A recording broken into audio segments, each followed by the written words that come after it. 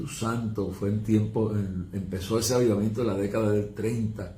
Y mi abuela, que era bautista, había llegado a Bayamón, pero como no había iglesia bautista, se fue a la iglesia de Discípulos de Cristo, que pastoreaba el pastor Narváez, Herminio Narváez, a la esquina, una vuelta de la esquina de la plaza donde estaba la Catedral Católica. Y allí empezó el avivamiento. En esa iglesia, Discípulos de Cristo, y en todos los discípulos de Cristo, hubo un derramamiento del Espíritu Santo. Y mi abuela me contaba la historia de la gente que era bautizada en el Espíritu, cómo Dios levantaba a la gente de madrugada y los llevaba a los campos, y llegaban a un sitio, le decía a Dios, vete a tal sitio que allí hay un hombre que se va a matar, y cuando llegaban a ese sitio exacto estaba el hombre ya con un machete para cortarse la cabeza o un tiro, meterse, y cómo Dios hizo tantos milagros en el movimiento Discípulos de Cristo. Se llama el avivamiento de Bayamón, el avivamiento del 30. Y ahí pues los Discípulos de Cristo, que eran una denominación norteamericana que no creía ni en la luz eléctrica, era un movimiento norteamericano tradicional, que creían en la Biblia, creían en Cristo, pero esa práctica del Espíritu Santo, del bautismo, de las lenguas, de los milagros, no eran muy dados a eso. Los norteamericanos querían eso, pero en la iglesia de la plaza, en la iglesia del kilómetro 8 y la de Jau, y la iglesia de aquí abajo, de Guaynabo, por acá cerca de donde estábamos, donde yo vivo, pues toda esa iglesia recibieron la unción, la visita del Espíritu Santo. Mi abuela me cuenta que en la iglesia de discípulos de Bayamón, de la plaza, que quedaba a una cuadra de la catedral, el cura del pueblo se quejó y mandó a buscar a la policía porque le estaban estorbando el culto con una mujer que estaba cantando con bocinas tan altas que le interrumpía la misa. Para sorpresa de la policía, cuando llegaron a la iglesia del Niño Narváez, donde estaba mi abuela, lo que había era una mujer llena del Espíritu Santo, sin micrófono, porque las iglesias no tenían micrófono, no tenían bocina, no tenían nada que tienen hoy en día, cantando en el Espíritu. Y ese cántico en el Espíritu llegó hasta la catedral, a una cuadra, inundó la Catedral Católica. Esa es una de las cosas que pasó en ese movimiento del Espíritu Santo. Pero luego los misioneros americanos quisieron apagar el Espíritu. Estas palabras, que ellos estaban en contra de eso, mandaron a una persona aquí y empezaron a intimidar a los creyentes. Por eso usted verá que hay discípulos de Cristo con ese fuego, con ese bautismo del Espíritu, y hay unos que son tradicionales. Cuando vino eso, en la calle Comerío había un hombre y una mujer que se llamaban Lolo Castro y Quitín Castro, su esposa. A una cuadra abajo tenían un bazar donde Quitín vendía telas y cosas así de mujeres, y eran quincalleros, y don Lolo Castro se ponía las canastas y iba caminando por las calles de Bayamón ofreciendo la quincalla, que era lo que las mujeres compraban para hacer sus tiendas, su ropa y sus cosas. Cuando en la calle Comerío, un pastor que ya murió, vinieron los americanos, lo intimidaron, y entonces los que habían recibido el bautismo, como era Lolo Castro, se fueron y a cruzar la calle abrieron un salón. Años después, ese pastor trajo a un cieguito que se llamaba Segarra, y Segarra era un evangelista ciego, y ese pastor que fue intimidado, un hombre de Dios, fue amigo mío, y ya anciano, trae a Segarra, y Segarra por 30 días revive el avivamiento, y nadie se atrevía a tocar al ciego. El ciego le ponía la mano encima de la gente y la gente salía brincando y hablando en lengua en la Discípulos de Cristo, en la calle Comerío. Pero ya años antes, Lolo había abierto un salón a cruzar la calle y se llenó al mediodía un día. La policía, el cura del frente llamó a la policía, y cuando la policía llegó, ¿usted sabe quién estaba al frente? Porque mandaron a buscar, escucha, estaba Lolo y la iglesia llena de gente brincando, hablando lengua y la policía llega. Mandan a buscar el juez. El juez era evangélico. Entonces cuando traen el juez a la calle Comerío y el juez entra y ve a aquella gente brincando y hablando lengua, el juez se quitó la sotana y dijo, esto es lo mío, y empezó a alabar a Dios y el policía se volvió loco. Esa es la historia de ese avivamiento, hermano. Y le digo bien claro que, ¿por qué estoy recordando esto? Porque el día viernes, amanecer sábado, que Dios me llenó del Espíritu, yo fui a la iglesia de Lolo. No, esa es la iglesia que hoy pastorea Benjamín Rodríguez, que fue la iglesia que después pastoreó, después de la muerte de Lolo, un tiempo Rafael Torres Ortega, y después se mudó para donde está la iglesia ahora, que se llama el Caballero de la Cruz. Entonces yo llego, voy para allá, yo era un joven, yo no guiaba, voy cogiendo lo que llamaban carro público, pero yo estaba tan lleno de la presencia de Dios, era una experiencia nueva para mí. Hermano, le digo que yo, como me crié en Nueva York, y Nueva York es una ciudad multicultural, es una ciudad de tantos idiomas, de tantas religiones, de tantas razas, pues yo sabía el sonido de un chino, de un griego, de un húngaro, yo sabía un italiano, o sea, ya yo podía, o de un judío, de un árabe, ya yo había aprendido, no hablarlo, pero sabía lo que estaba pasando. Y cuando yo me bajo del carro público y voy caminando, subiendo la calle Comerío, y voy caminando por todo ese Bayamón para llegar allá a la iglesia de Defensores de la Fe, de Lolo Castro, yo estoy tan envuelto, yo voy por el camino con las manos en alto y hablando lengua, y me doy cuenta que estoy hablando en italiano, que estoy hablando en ruso, que estoy hablando en hebreo, que estoy hablando en chino y todo eso, y la gente me miraba y decía, este es un loco. Pero ahí yo estaba tan envuelto. Cuando tú estás envuelto en Dios, y no sé por qué Dios me ha inspirado esto esta noche, pero lo siento, porque hay que reavivar el avivamiento de nuevo en la iglesia y echar fuera la filisticoría, la estupidez que tienen la gente de tanta vergüenza que en aquellos tiempos, cuando Dios agarraba el espíritu y empezaba el cuerpo a reaccionar, porque lo que reacciona el cuerpo, se le caía el moño a las mujeres, el pelo se les revolcaba, la gente no le importaba nada porque sentían la presencia de Dios. Ahora, hermano, todos nosotros también me pasa, a veces falta que Dios, cuando vayamos en la casa, yo me recuerdo que un día salí bailando en el espíritu, porque una cosa es el baile en la carne, pero en el espíritu. Y mi abuela estaba de viaje, y yo estaba solo en la casa en Lomas Verdes. Y yo, igual que ese día que iba para la iglesia de Lolo, iba hablando lenguas, pues, chino, árabe, judío, italiano, alemán, todo eso. Yo sabía, no entendía lo que era, pero sabía el sonido del idioma, porque me crié en Nueva York. Y la gente me miraba, está loco. Imagínense cómo seguía el día de Pentecostés. Entonces llegué a la iglesia y me recuerdo que yo estaba pasando por una situación bien grave, física, y oraron por mí, y don Lolo puso la mano y me dijo, ¿sabes? Me habló Dios a través del viejito Lolo Castro. Fue una experiencia tremenda. Pero en casa, cuando mi abuela se fue de vacaciones y yo me quedé solo, yo me recuerdo que empecé a hablar en lengua, y yo tenía un cuartito en la casa, como era mi abuela y yo solo, porque recién convertido mi mamá me mandó para Puerto Rico. Y me quedé con abuela Juanita, y un cuarto de la casa lo convertí en un sitio de oración, en un salón, en un altar.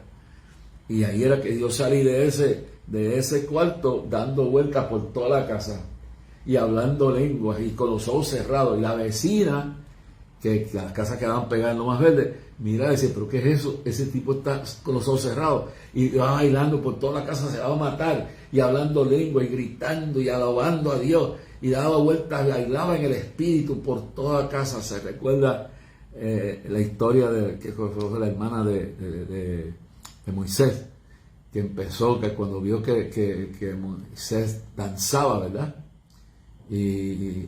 Fue la hermana, ¿verdad? La hermana de Moisés, ¿verdad? Dijo que danzaba. Y se recuerdan David, que David danzaba, Miriam. Y se recuerdan también cuando David danzaba. Cuando David danzaba, que también aquella mujer se puso fresca y no era carnal, era un danza en el espíritu. Hay una diferencia entre la danza cultural, la danza aprendida, a lo que yo me crié en el Evangelio. A ver una iglesia entera moverse en el espíritu y cómo la gente con los ojos cerrados daba vueltas como Belén, como parecían como unos trompos y nadie chocaba con nadie. Y toda la iglesia moviéndose y la gente alabando a Dios. Yo creo que hace falta que Dios nos agaje a todos y esto suceda de nuevo, porque fue algo increíble, hermano, una experiencia que nunca olvidaré. Y hay veces que cuando estoy predicando me pasa eso, me toma el espíritu y empiezo a bailar en la tarima y la gente piensa que estoy arrebatado o algo. Pero fue una experiencia y la vecina me dijo, Raski, ¿qué le pasa a usted? ¿Cómo es que usted se movió por todo? Porque todas las ventanas estaban abiertas y la vecina estaba mirando y me veía que salía de un cuarto para otro y viajaba por aquí y salía por aquí. Y decía, mire, y no se mata, está con los ojos cerrados. Y cantando ese corito dice, el Espíritu de Dios se mueve en mí, yo danzo como David. El Espíritu de Dios se mueve en mí, yo danzo como David. Yo danzo, yo adoro, yo clamo como David. Yo danzo, yo oro, yo alabo como David. El Espíritu de Dios se mueve en mí, yo danzo como David. El Espíritu de Dios se mueve en mí, yo danzo como David. Yo danzo, yo oro, yo alabo como David. Yo alabo, yo oro, yo danzo como David. El Espíritu de Dios se mueve en ti, tú danzas como David. Yo danzo, yo oro, yo clamo como David. Y fue una experiencia inolvidable, hermano. Y yo me he dado cuenta que eso ya casi no se ve. Pero fue una experiencia inolvidable. Recordar, empecé a hablar en lengua y entendí que el Espíritu, dice Pablo en Romanos 8, gime con gemidos indecibles a través de nosotros. ¿Sabe? Nosotros no sabemos a veces qué pedir, pero yo no entendía eso cuando hubiera un momento en mi vida que yo llegaba al cuarto de donde estaba hospedado cuando fui pastor por un tiempo de la iglesia Asamblea de Dios en Junco, que yo quise quedarme allí, porque en aquellos días que yo comencé el ministerio, a mí me daban, mire, yo pastor, no voy a hablar de eso, pero a mí me daban $50 al mes. Y un día le hablaré de mi experiencia siendo pastor en la guerra de Vietnam, en una iglesia de la fuerza de los ejércitos de Estados Unidos, en la salida 5, la salida primero, la primera salida, la entrada principal de la base Raimi. Y mi experiencia cuando allí no había pastor y Dios me llevó allí. Entonces yo aprendí a servirle a Dios desinteresadamente. Y a veces en un mes me daban $50. ¿Sabes? Y yo nunca olvido que aprendí a servirle a Dios. Y entonces, cuando había pastoreado en esa iglesia que me daban 50 al mes y tenía que dormir en un cuarto de un, por no decir caserío, un residencial de un ojalatero, que a las 7 de la mañana se iba y la esposa estaba con la nena y yo me tenía que ir de la casa para irme a la capilla. Y me daban $50 al mes. Una gente que tenía recursos. No le iba a decir, pero lo estoy diciendo. Era la iglesia de Raimi, de las Asambleas de Dios, que estaba en la entrada, era la capilla, y cuando el pastor se fue, no tenían pastor, y a mí me pusieron, Dios me llevó, y me recuerdo que me desayunaba una galletita Oreo, un paquetito que venía así, y una botellita de huelchito, porque me iba de esa casa, me metía por no estar solo con esa señora y su hija, me iba a la capilla todo el día, y ahí fue que empecé a levantar la obra que hoy existe de Hispanos allí. Y me recuerdo que una mañana orando, que ahí fue que empecé a levantar la obra que hoy existe allí de Hispanos. Y me recuerdo como si fuera hoy que oí la voz de Satanás que me dijo, mira, te están explotando, te están abusando. Y era verdad, eran unos miserables, para decir la verdad, eran unos mezquinos. Eran como Alejandro el Calderero, que Pablo dijo, lo mencionó cuando dijo, muchos males me ha hecho. Pero Dios me llevó allí. Yo no tenía carro. Yo viajaba a ver a mi abuela una vez al mes en la motor coach. ¿Me recuerdan ustedes, los puertorriqueños? El autobús aquel que viajaba de San Juan a Mayagüez, iba lleno de estudiantes que iban para la universidad y todo eso. No tenía carro. Entonces, todas las mañanas, tenía nada más que 2 cultos en semana. Uno de oración los miércoles y la escuela dominical los domingos. Entonces a mí me tocaba predicar en inglés, me tocaba dar culto de oración. Y entonces no me dejaban entrar a la base. Óigalo bien. No me dejaban entrar a la base. Entré solamente 1 o 2 veces que me llevaron, o una vez que me llevaron a almorzar en casa de uno de ellos. El resto del tiempo no me dejaban entrar a la base. El resto del tiempo yo comía de lo que aparecía en la casa de García los Jalateros. Y de lo que aparecía, y le agradaba a Dios, y le daba gracias a Dios. Y el cuartito, que no sé si García está vivo, la niña debe ser una mujer ya hasta casada conmigo. Un matrimonio pobre, era jolatero. Y me dio un cuartito en el edificio que queda en la esquina, en la entrada principal de la base Raymond. Me daban $50 al mes. Y de esos 50 yo sacaba para comprar mis galletitas Oreo. Mira, eran así, las chiquitas, valían 5 chavos. Y te recuerdas las botellitas de Oreo, de huelcito, ese era mi desayuno. Y me tenía que ir a las 7 de la mañana a encerrarme a orar. Y me hastié de estar encerrado allí hasta que empecé a levantar la obra que existe hoy.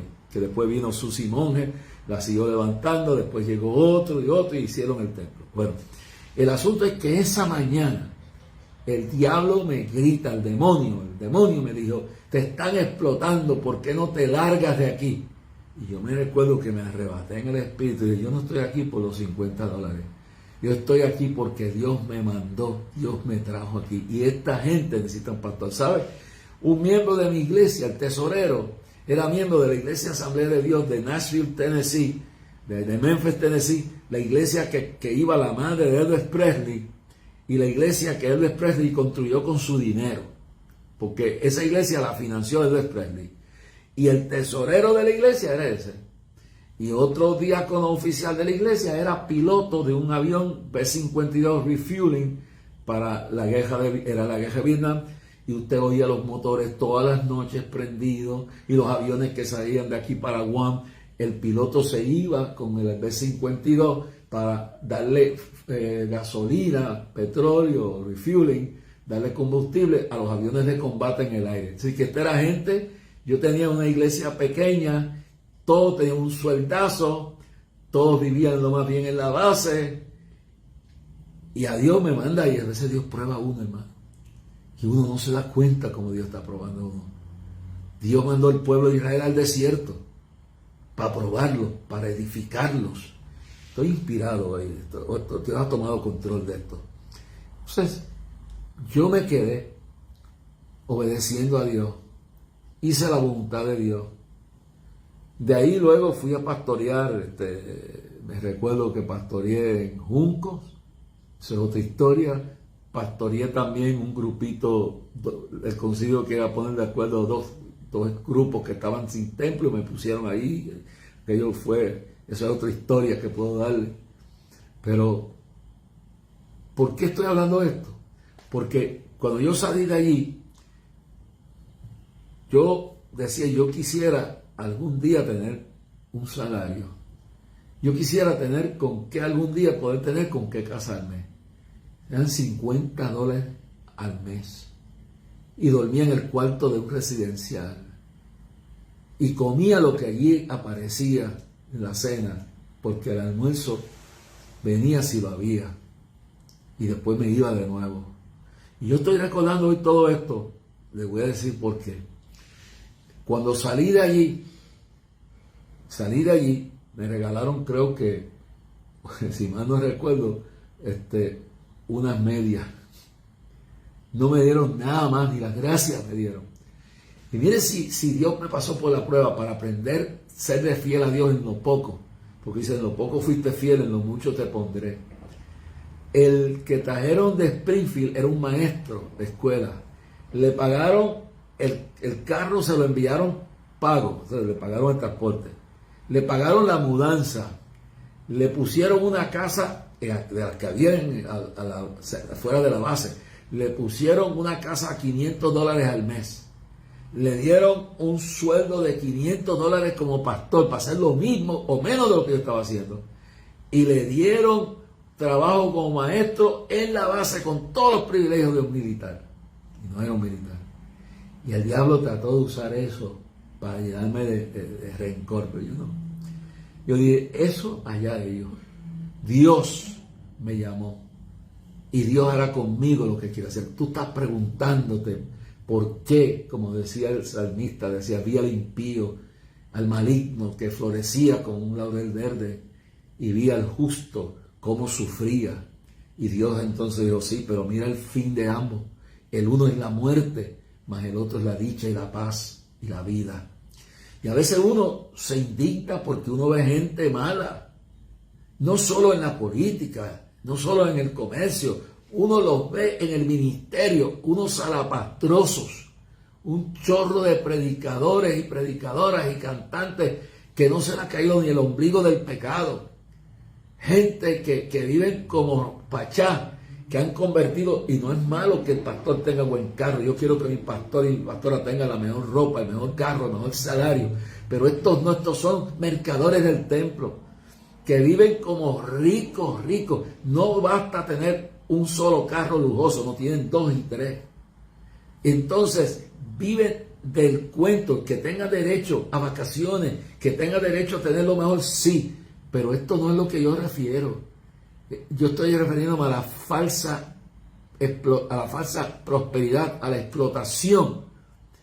Y eso es algo que lo trabaja uno. Y uno sabe la vida de esta gente. Y uno sabe que están predicando doctrinas falsas. Y uno sabe que están viviendo, explotando al pueblo. Mire esa nueva teología, esa nueva beleco que se han inventado de la paternidad. Que tú tienes que llamar al pastor y la pastora mamá y papá. Mire, mi mamá se murió hace rato y mi papá se murió cuando yo tenía 3 años. Que uno le diga a esta persona es como un padre para mí, eso es una cosa. Pero que yo tenga que llamar papi y mami a los pastores y darle una autoridad. Y cuando entramos en el asunto del apostolado, mire, yo creo que apóstoles bíblicamente hubieron aquellos que vieron a Cristo. Ahora, yo, para que quede bien todo tranquilo, me he idealizado la idea de que hay apóstoles en segundo grado. Entonces, apóstoles únicos, ya no los hay. Pero se han inventado esto de apóstoles y pues hay gente que hace la labor apostólica y yo no tengo problema en uno que levante iglesias, en una persona que hace una labor misionera apostólica. Yo no tengo el problema en que se llame pastor, apóstol. Pero muchos han inventado el título y no hay nada malo tampoco en tener un doctorado, pero algunos se han olvidado que los demonios no salen con ese rollo. Yo tengo un doctorado que no sé ni dónde está, que se lo dieron a Torres Ortega, se lo dieron a Gillave, a una universidad, no lo compramos. Pero hay gente que piensa que poniéndole el rollito ese en la cabeza se van a ir los demonios. Pero no es eso. El que tenga un doctorado, eso es bueno. Pero los doctorados, ni los títulos de reverendo, y que no hay nada malo en llamarse reverendo ni doctor, pero los títulos no sacan demonios, no sanan enfermos, no traen alma a los pies de Cristo. El evangelio en Puerto Rico se levantó con gente como Abelardo Berrío y otros más, que eran gente como, sí, que eran gente como pobrecitos que trabajaban poniendo rieles de tren. Yo me quedé en la casa de un matrimonio que vivió en ese tiempo y él se llamaba Sico. Era un predicador, se llamaba Sico. Sico era un hombre que medía como 6 pies y pico, igual que Abelardo Berrío, Abelardo, el fundador de la iglesia pentecostal era otro que medía también un montón de pies. Y los dos trabajaban poniendo redes de trenes. El fundador de los hijos pentecostales lo que tenía era un segundo grado de escuela. Pero estos hombres y mujeres son los que nos dieron lo que hoy tenemos aquí. Entonces yo veo un montón de gente volando en las nubes, envanecidos, y están como el sapo. Luego quieren volar y se enteran que los sapos no vuelan y se caen reventados. Yo recuerdo a todos estos personajes y podía recordarlos por nombre, pero no quiero en este momento equivocarme, pero le digo, me recuerdo de todos estos hombres de Dios que me inspiraron, que levantaron, fueron gente que aprendieron a leer con la Biblia. Cuando yo llegué yo no sabía escribir ni leer en español, ni hablarlo. Y en el seminario me dieron por qué va al seminario y me fui al seminario y me tiré de rodillas todas las noches. Y Dios, porque mi abuela lo que podía enseñarme era inglés, ella era maestra de inglés y aunque hablaba español, aprendí a hablar en inglés, en español de rodillas, aprendí a escribirlo de rodillas, aprendí a predicar en español. Cuando usted oye algunos de los mensajes míos viejos, que avanza es el evangelio de Cristo, porque esa era, me crié allá afuera. Pero lo que le quiero decir a cada uno de los que me están escuchando en el día de hoy, hermano, uno pasa por todo esto.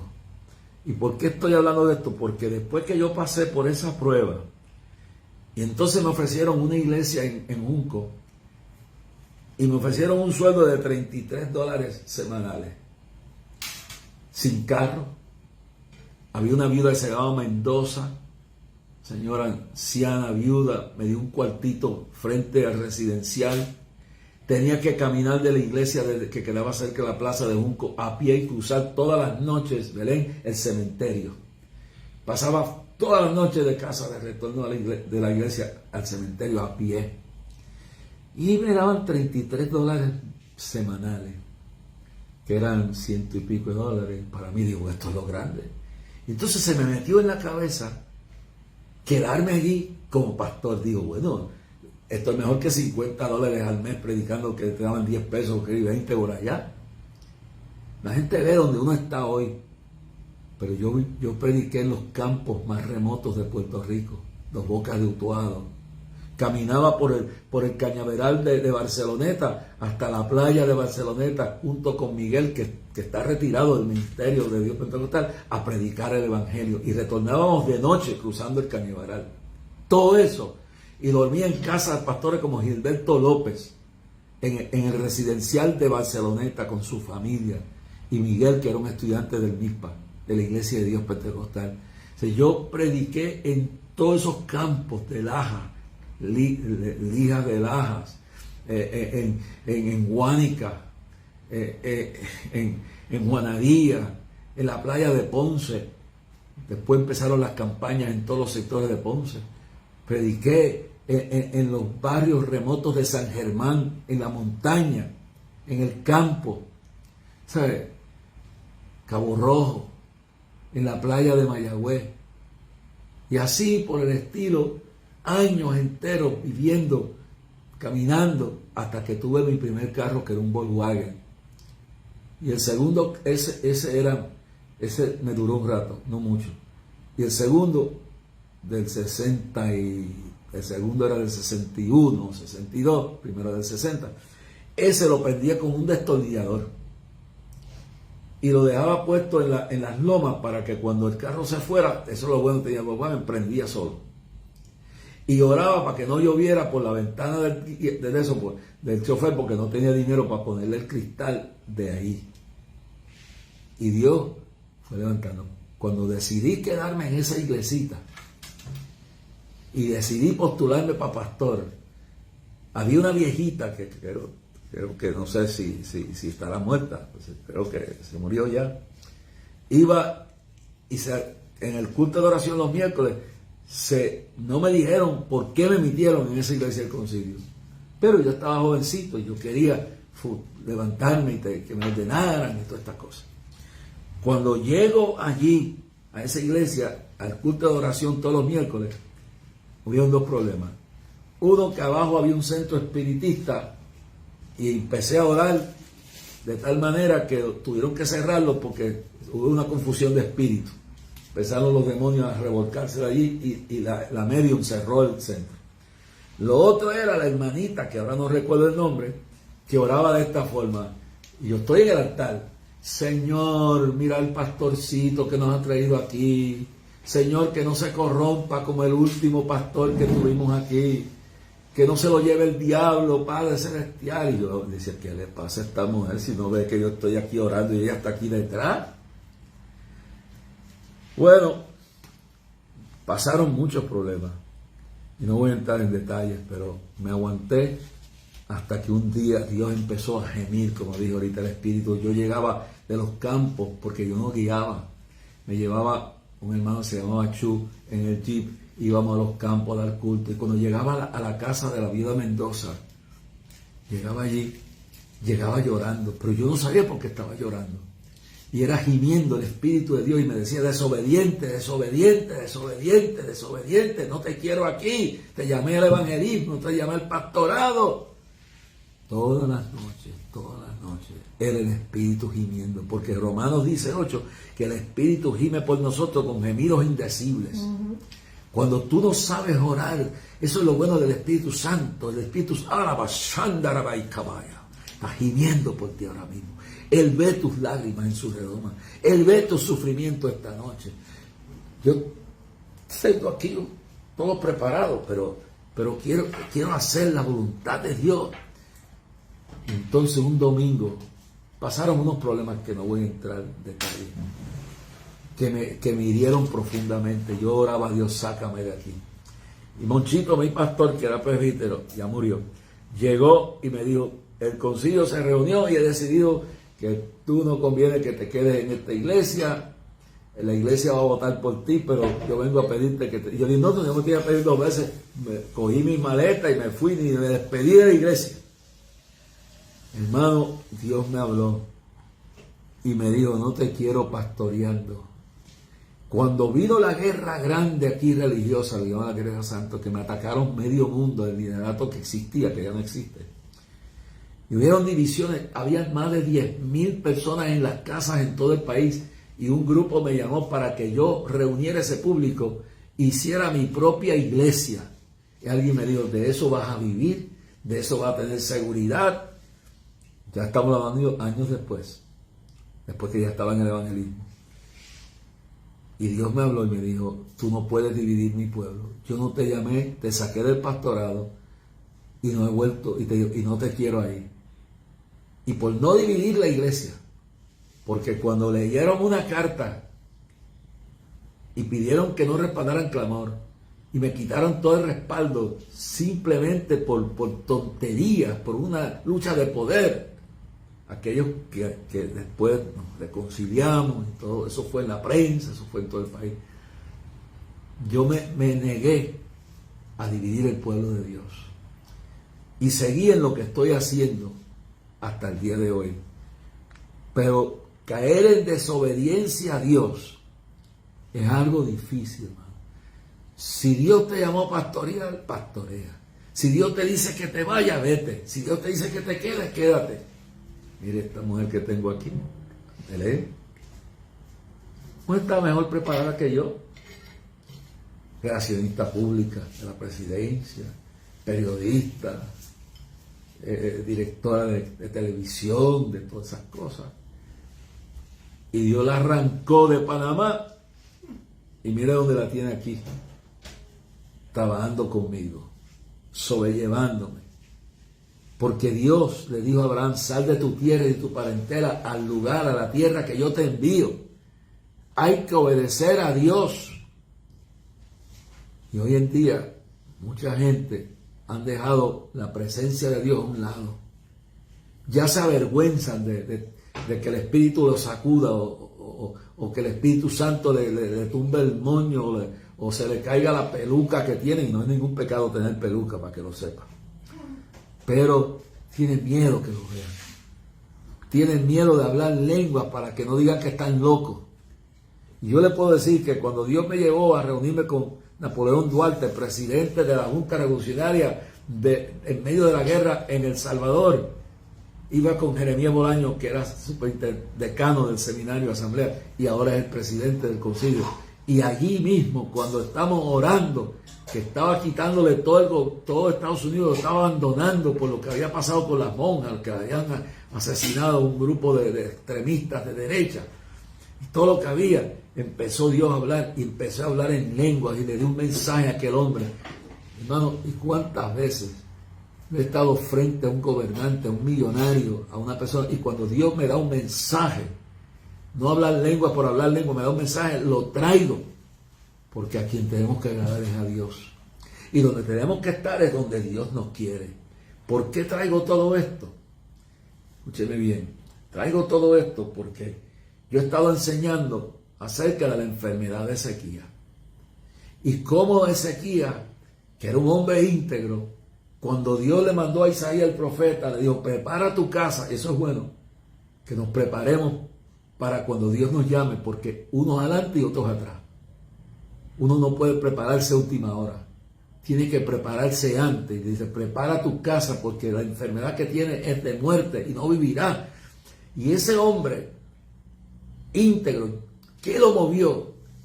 ¿Qué lo movió? Y eso es una cosa que uno tiene que entender, y ya he leído esa escritura y la puede leer en el capítulo 20 de Segunda de Reyes, capítulo 1 en adelante, verso 1 en adelante.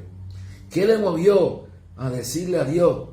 Dice que volvió su rostro a la pared y oró a Jehová y le rogó y le dijo, mira, hagas memoria de que te han dado delante de ti en verdad, integridad. Señor, ¿por qué me vas a llamar? Y empezó a cuestionar qué era lo que lo movía.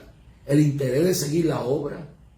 Cuando yo me estaba muriendo en una camilla en Bogotá el 18 de octubre de 1998, que todos pensaban que era víctima del ataque terrorista que había volado los acueductos, los oleoductos de la capital. Y no era eso, fue que predicando recibí un ataque satánico y me dio un derrame cerebral. Y cuando me tiraron, lo único que me molestó a mí fue cuando pero yo no perdí el conocimiento, fue cuando me levantaron 4 hermanos, me abrieron la camisa así para que yo respiraba, estaba botando sangre por la boca y estaba consciente. Y lo único que me perturbó fue cuando un hermano dijo, hermano, cójanlo que está gordito y está pesado. Uno a veces no quiere aceptar la verdad, estaba gordo y pesado, y eso me perturbó. No, además no. Me acostaron en una camilla y gente muriendo a mi alrededor. Y me metieron tubo por aquí, por la nariz, para evitar que la sangre se fuera al pulmón. Y le puedo decir que yo le dije, Dios, he de morir aquí. El Señor me dijo, tu obra no ha terminado, ni has preparado tu sucesor. Y llegó Enrique Gómez, el pastor que es casi la mitad, porque era un radical. La gente, los bien estofados, lo odiaban, pero era amigo mío. Llegó con su esposa, por ahí tengo la colcha que me arropó, estaba frío. Me arropó y trajo una ambulancia, el que nadie quería. Le prediqué 20 minutos nada más, porque eso fue después de la concentración de más de 80,000 en la plaza de Bolívar, frente al Palacio de Nariño, que se transmitió por radio y televisión a todo el país. Eso fue octubre, creo que 17, y el 18 fue que me dio el derrame. Y me trajeron una ambulancia y me trasladaron a la clínica Palmira, donde están los ricos, y sacaron al cardiólogo más famoso, y esa iglesia lo pagó todo. Me pagó el hotel para que guardara mis maletas. Le pagó, le dio una ofrenda al que iba conmigo, que ya murió, que ese era otro, que estaba haciendo, yo no sé qué le pasaba, tenía algo que no dejaba que las llamadas me llegaran, ni la llamada de mi madre al hospital. El asunto es que en ese revolú, que después descubrió que fue un ataque satánico, yo salí de allí paralítico, en una silla de ruedas. Pero yo entendí que el plan de Dios era que yo siguiera.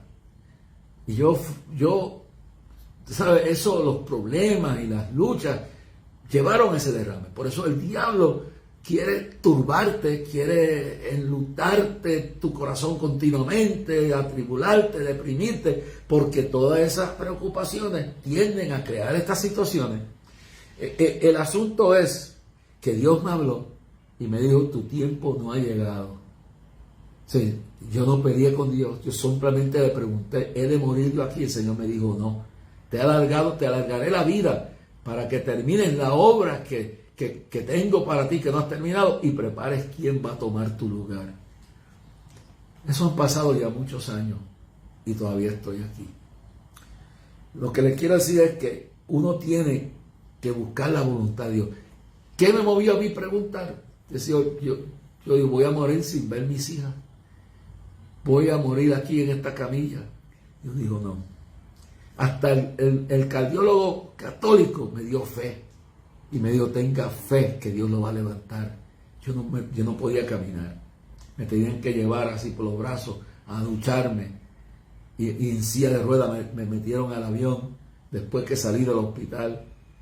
Y el pastor, Enrique Gómez, pagó el hotel, pagó el hospital, que fueron como 8 o 10 mil dólares, pagó todos mis gastos y me puso una ofrenda.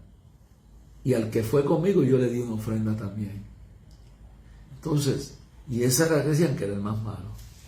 Pero hay que estar en la voluntad de Dios, hay que hacer la voluntad de Dios. Entonces, este hombre, ¿qué lo movió? ¿Qué movió a Ezequías a pelear con Dios y decirle a Dios, ¿por qué me tienes que llevar ahora? Y de alguna forma convenció a Dios y dice que lloró. Y antes que saliese, ya ustedes oyeron ayer, que Dios le dijo a Isaías que le pusiera una masa de higo. Ahora, yo dije ayer que por esa razón y muchas razones más que he experimentado en mi vida, yo no soy un radical. Yo no estoy anticiencia, ni antimédico, ni antidoctor, ni antimedicina, ni antivacuna. Creo que las vacunas que se salen, que hay vacunas que vienen de parte de Dios, y por eso creo en vacunar. Tengo a mi hijo vacunado de todas las vacunas que necesita. Yo estoy vacunado, mi esposa está vacunada. Y esta vacuna no la hizo el anticristo ni el diablo. Esta vacuna Dios usó a Trump para dar el dinero del gobierno y poner coger por el cuello a Bill Gates y no le permitió ponerle el chip que quería ponerle. Es decir, que si el médico le dice que su condición física no le permite la vacuna, pues usted busque eso y haga conforme. Pero antes de dejarse ir por todo lo que están hablando por ahí, ore a Dios. ¿Qué le va a decir usted a Dios que le dijo que por qué no le oró y le puso la mano, simplemente oró? Porque le dijo, toma una masa de higo, y tomándola la pusieron sobre la llaga y sanó? ¿Por qué Jesús tomó fango, lodo, y lo escupió y se lo puso al cielo? Para que no seamos radicales fanáticos. Toda dádiva buena viene de Dios.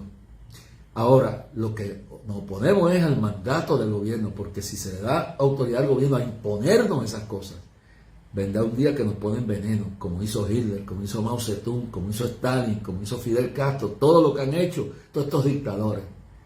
Por eso me opongo al mandato de Biden y al mandato de Pierluisi y del loco de Filipinas, y a todos los que quieran imponerlo. Deben convencer, educar al pueblo. Y mi consejo es que yo les respeto el derecho a no vacunarse, pero mi consejo es, después de escuchar la muerte ahora de Marcus, ¿sí? de Marcus Lam, este famoso hombre de Dios que muere porque no quería vacunarse. Bueno, si le llegó el tiempo, amén. Usted acceda, es su decisión. Usted toma decisión, pero que sea usted. Y es increíble que el mismo gobierno que nos quiere imponer, porque yo estoy de acuerdo que la gente que tenga la condición física hable con su médico y se vacune. Y le exhorto a que lo haga. Ahora, yo prefiero enfrentar las consecuencias tomando el remedio que enfrentarla siendo un negligente, oyendo a 2 o 3 locos que están tumbando la mente, confundiendo, y no dijeron nada de las demás vacunas que han habido. Entonces, yo les digo esto, usted es responsable, yo le respeto el derecho a equivocarse. Usted quiere fumar y morir de cáncer, yo le respeto ese derecho. Usted quiere beber ron y morir de cirrosis, ese es su derecho. Pero recuerde, las consecuencias son suyas. yo le aconsejo que si médicamente usted no tiene ningún impedimento para vacunarse, usted lo haga. Y que el gobierno le pida permiso a los padres para hacerlo, y los padres, después que tengan seguridad de que el médico le dice no hay daño, vacunen a sus hijos. No que lo imponga el gobierno. Me rebelo contra el mandato obligatorio. Pero le digo bien claro esto, porque aquí Dios permitió una masa de higo para decirle a la gente: yo uso lo que yo quiera usar. Y en este sentido, es triste que los gobiernos se han llenado de soberbia y no han educado al pueblo, y eso ha confundido mucho más y le ha dado lugar a los extremistas a traer teorías de conspiración que no existen. Mire, Trump se vacunó y era uno que, igual que yo, cree en respetar el derecho de no vacunarse, aunque esté equivocado en no hacerlo. Ahora, mi consejo a usted es que ore a Dios. No se enoje conmigo, ore a Dios y decida que Dios le ilumine con una mente amplia, porque después de ver a Junior Vélez, a su esposa, no sé si su hija también se murió, ver la mamá de Belén, ver ahora a Marcos Lam morir por COVID, pues mire, con toda vacuna, si no se va a morir, se muere como murió Colin Powell. Pero si puedo evitarlo un poco, Dios da estos remedios. Ahora, yo hice una pregunta anoche y con eso voy a terminar hoy. Y luego, mañana, daremos final a este estudio. Y entonces, la pregunta es que Dios le hizo lo difícil, lo imposible en añadirle la vida, y se lo mostró. Era más fácil que el reloj fuera hacia adelante que hacia atrás. Dios hace lo imposible. Nosotros hacemos lo posible. Al permitir esa masa de higo, le digo: haz lo que tú puedas, usa lo que está a tu mano, y el milagro lo hago yo. Porque la masa de higo ni la vacuna sin la mano de Dios vale nada. Porque si te vas a morir, con toda vacuna te vas a morir. O te vas a enfermar. Pero ¿qué pasa? Que si no ha llegado el tiempo, te da un tiempo, resuelve, es algo que Dios ha enviado para ayudarnos. Que los hombres, los políticos vanagloriosos, hambrientos de poder, han usurpado el derecho constitucional que tiene cada ser humano. Porque detrás de esto, lo que me preocupa es que detrás de esto viene la teoría crítica racial, y viene detrás de esto la ideología de género. Por eso es que estoy haciendo tanto frente y repudiando este mandato del gobernador y del presidente y de otros políticos en el mundo. Porque detrás de esto viene ahora, en febrero, la perversión, la homosexualización, la sexualización, la depravación de sembrarle la teoría crítica racial y la ideología de género, de la confusión sexual a nuestros niños en la escuela, en contra de la voluntad de los padres. Pero para irse a operarse de una enfermedad, el padre tiene que darle la madre el consentimiento, pero para hacerse un aborto puede ir la muchacha y hacerlo. Esa es la contradicción del gobierno. Entonces, la realidad es esta, que fue la pregunta que hice. Dios hace el milagro, le extiende la vida. Ahora, le concedió, la voluntad de Dios era que él muriera, pero por alguna razón Dios le concedió a Ezequías 15 años de vida. Y ahí fue, y de esto vamos a hablar profundamente, lo vamos a tocar hoy. Fue el error más terrible de los errores que cometió, fue pedirle a Dios que le alargara la vida. ¿Por qué? ¿Qué pasa? Le puedo hablar lo que pasó entre eso. El error que cometió con las visitas enviadas de Babilonia, le hablaré de eso. Pero le hablaré mañana de lo que pasa después de su muerte. Porque tarde o temprano, los demás hechos de Ezequías y todo su poderío, como hizo el estanque y el conducto y metió las aguas en la ciudad, no está escrito en el libro de las crónicas. Y durmió Ezequías con sus padres y reinó en lugar su hijo Manasés. Si Ezequías hubiera muerto, mañana le hablaré del primer error, no hubiera cometido el error que hizo con los enviados de Babilonia. Y le hablaré de eso. Segundo, no hubiera nacido Manasés. Y luego le explicaré que al haber nacido este hombre este hijo, que no hubiera nacido, si se hubiera muerto, no nació el peor rey. Oiga bien, y le voy a dar un chispito para dejarlo con el gusto para mañana. Del capítulo 21. De 12 años era Manasés cuando comenzó a reinar, y reinó en Jerusalén 55 años. El nombre de su madre fue Jepesiba. Y verso 2: hizo lo malo ante los ojos de Jehová, según las abominaciones de las naciones que Jehová había echado delante de los hijos de Israel. Y luego les voy a explicar toda la maldad de un hijo que nace porque un hombre no quiso aceptar lo que Dios dio. Cuando llegue el momento y Dios no tiene, tú no pelees con Dios. No pelees con Dios. Si Dios se quiere llevar un familiar, déjalo que se lo lleve. Si Dios tiene planes para dejarte aquí, tú ora de esta forma: Señor, hágase tu voluntad en la tierra, en mí como en el cielo. Hágase lo que tú quieres.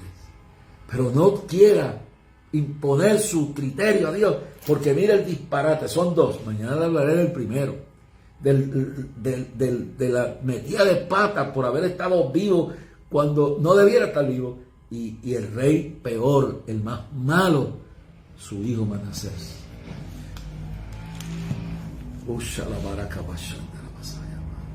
Hermano, yo pido que cada uno de ustedes ore. Aquellos que desean escribirnos, recuerden, escríbanos a clamor a Dios, P.O. Box 3295, Bayamón, Puerto Rico 00958. Puede poner su petición de oración, aunque no puede enviar ofrenda. Si quiere enviar una ofrenda, pues hágala voluntariamente, no está obligado. Haga lo que sienta para el plan de reconstrucción del ministerio y toda la obra que mañana estaremos hablando un poquito más. Pero quiero que pueda escribirnos, y mañana pues presentaré algunas cartas que tengo aquí. Pero vamos a hacer una oración ahora y pedirle a Dios que haga su voluntad en cada uno de ustedes, que los dirija a lo que tienen que hacer. Padre, en el nombre de Jesús ponemos nuestras manos sobre la correspondencia que hemos recibido hoy. Contesta las peticiones de todos los que están conectados.